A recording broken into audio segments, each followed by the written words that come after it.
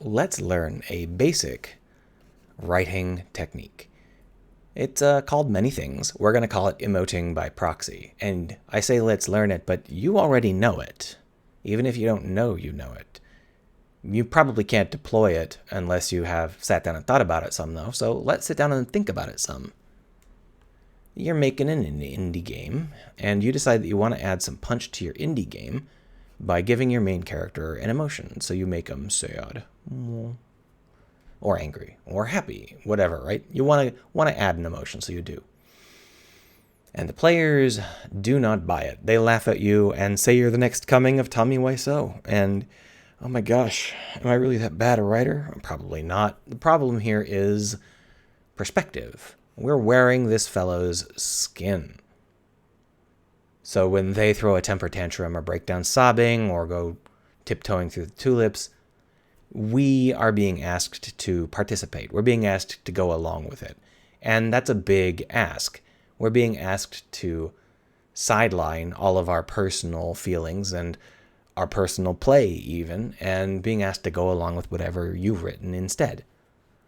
That's very heavy, and it rapidly becomes too heavy. Once the player decides that they're done following this particular burden, they dissociate, and they no longer feel like they have anything to do with the main character's life or emotions, and that's hard to recover from, so we don't want that. This is also quite fragile because there's no guarantee that we're in the right mindset to actually go along with this. Even if you made the rest of the scene properly, maybe we went and got a sandwich in the middle of the scene, and now we're coming back and our character is sobbing on the ground, and we're like, yeah, don't buy it. Now, this isn't to say that you shouldn't emote with the main character. You need to emote with the main character if you want to have emotions, more or less. But you need to be careful how much, right? The more you emote, the heavier and more fragile things are. So generally speaking, we want to use a very light touch with the main character's personal emoting. We need something else. We need something to do the meat and potatoes of the heavy lifting so that we can deploy the main character's personal emotions sparingly so that we don't end up dissociating. We can deploy them like really heavily in those really, really epic moments, but for the most part, we need to bring in something else to fill in all of those emotional gaps. We need something light and robust. Something the player won't feel burdened by, and something that the player doesn't have to be in the right mind space to accept. Well, what we need is literally everything else in the game besides the main character. We need proxies. Are you trying to show that the main character is sad? Well, you establish that they're sad by, showing their slow shuffling walk or whatever. Something light that doesn't take too much time. They're not sobbing on the floor. And then it's raining. Oh no, it's raining. Very sad rain. It's like a joke almost in many situations, right? Oh, they're sad and it's raining. Oh, look, they're sad and there's dead flowers everywhere. They're sad and the color grade is gray. They're sad and there's just iron fences covered in spikes everywhere, whatever, right? These are all proxies. The rain, the flowers, the fences, the color grading. And that's what we need. We need those proxies. Now, it's easy to overdo it because you can use these heavily. You can be like, the main character is sad and it's pouring rain. But that's a really heavy use of the pouring rain. And now, exactly how heavy-handed you can be with these things depends on your writing style. But for most people, you don't want to go that heavy that quick, and you don't have to. You can use a light touch, just a bit here and a bit there, to build up to a very strong emotion. When you do that, all you need to do is keep in mind that you either need lots of different proxies, or you need to reuse the same proxies in an escalating manner. Like, it's drizzling, and then you go off to something else for a bit, and then you come back, and now it's raining. It's cloudy, and then it's drizzling, and then it's raining. However light you need to make it, you can keep backing off on the weight of your touches until the players can buy it.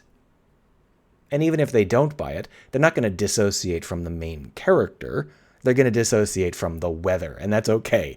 You're allowed to not care about the weather. It's not going to weaken your story too much if the player decides that the weather doesn't matter or that the weather is silly. Now, of course, these are very basic approaches, the most basic kind of proxies you can imagine. This is something that's taught in basically every cinematography class. But they're not the only proxies we can use. We have an unlimited number of proxies. For example, our character is fighting the evil knight, whatever. Right? We're having a hard time drawing our character today. That's fine. So here's the evil knight. I'm an evil knight, and I've got a huge sword, and we're fighting. And it's supposed to be epic, and we want to show that the character is being overwhelmed by whatever they're feeling, right? And then the sword. It snaps because it can't keep up with evil knight's sword. Well, that obviously has an effect on the fight, but it's also an opportunity to use that sword snapping as a proxy emote.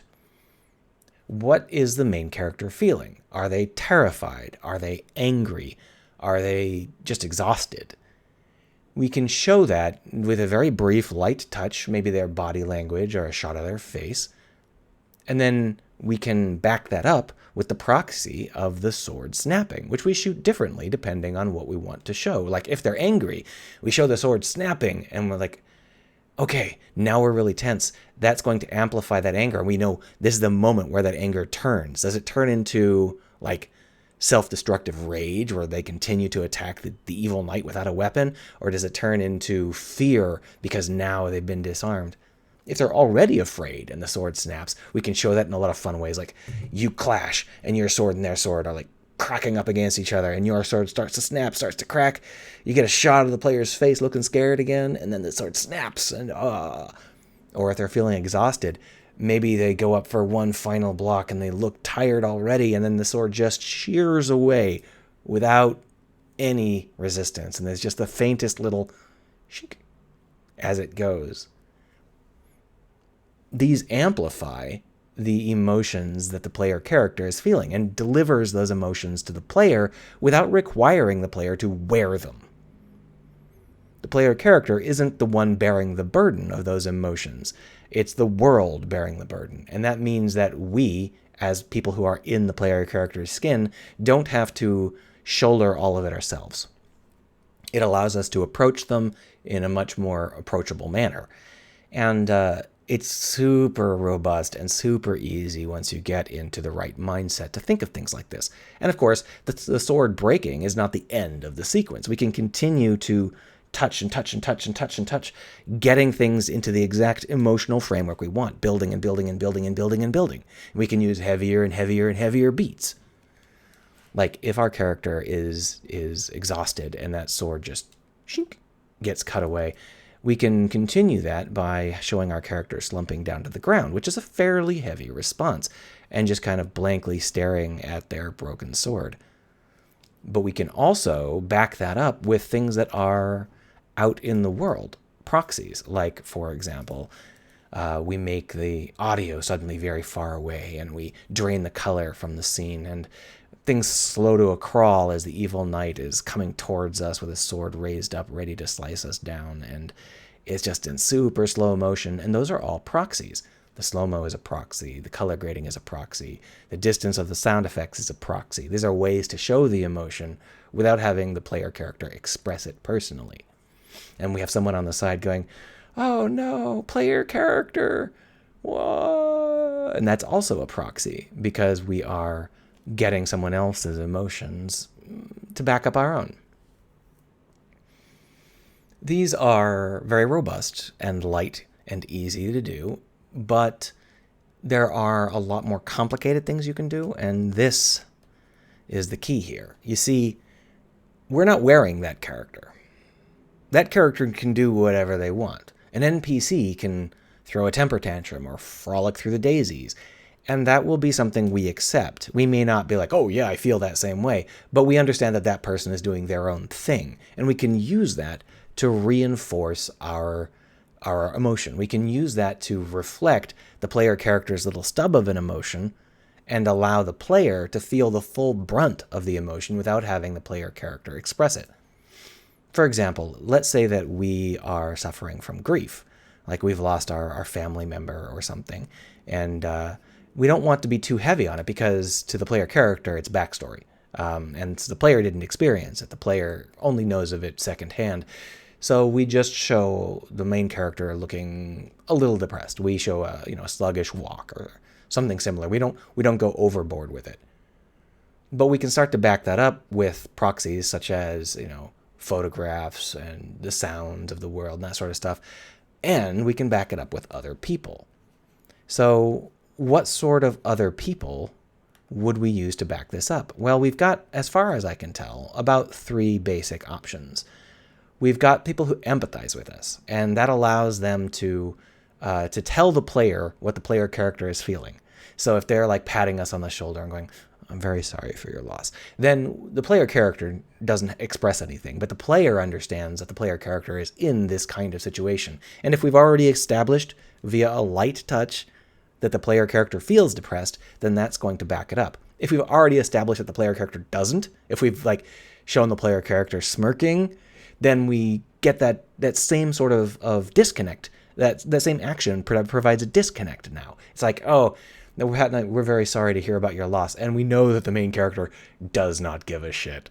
And that also amps up our emotion.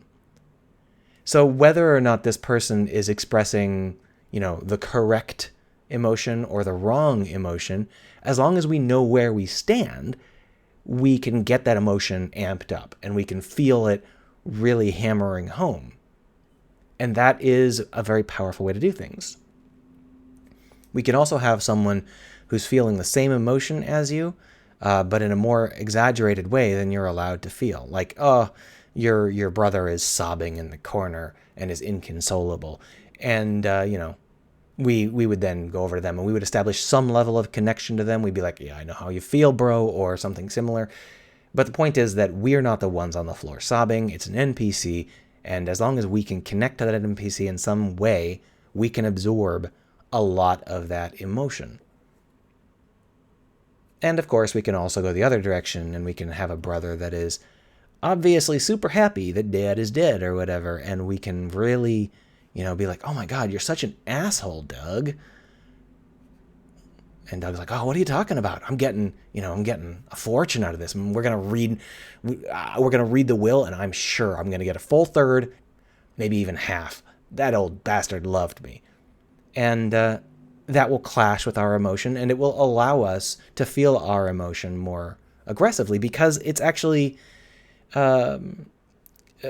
being shown that there's a conflict, there's a mismatch between our position in the world. We're distancing ourselves from the world and we're retreating into our own emotion, more or less, right? You can talk about it however you want, but it works, and that's the important part. Whenever I see an NPC in a video game that does not somehow amplify the emotions that the player is supposed to feel about the player character, it's waste, right? You want to get as much as you can out of your characters and out of all of your assets. And if they're not pulling all of the weight they can pull, you need to put more stuff on them. You need to make them more connected or disconnected from the player character. You need to make them emote more or more effectively. And this is something that is super basic if you get in the right mindset and if you start to think about it. And I think it really will help you work on exactly how you want your players to feel. This is how you make your players feel things.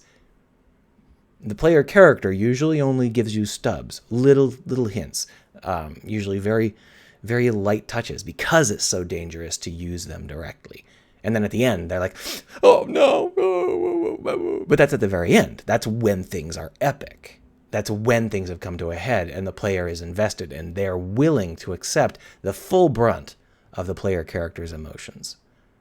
Until then, you have to build them and build them and build them and build them and build them and build them. And this is way more important than having a cool twist or a complicated story. This is what connects the story to the player. And of course, I've gone over a couple of examples, but there are literally unlimited numbers of examples. Oh, you want to show that the player the player character has gone through some incredible personal grief recently? Have them give up their sword. And now the play is different. Do you want to show that the player character is being overwhelmed by something like a grief or something that they can't cope with? Give them a disease or make them like they've got rot on them that's taking over their body.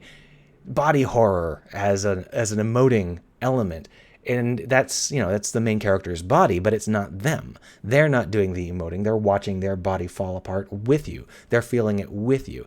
And that will help you to connect to their emotion without requiring them to personally emote. It's all examples. It's all basic stuff. And I just wanted to hammer it down. I wanted to get it out there because so many indie games don't do this. And it's like, just do it. It's a way to leverage everything you've built. You're going to have to build all that crap anyway. You might as well use it in the most effective way possible. And this is one way to do that. Have a good one.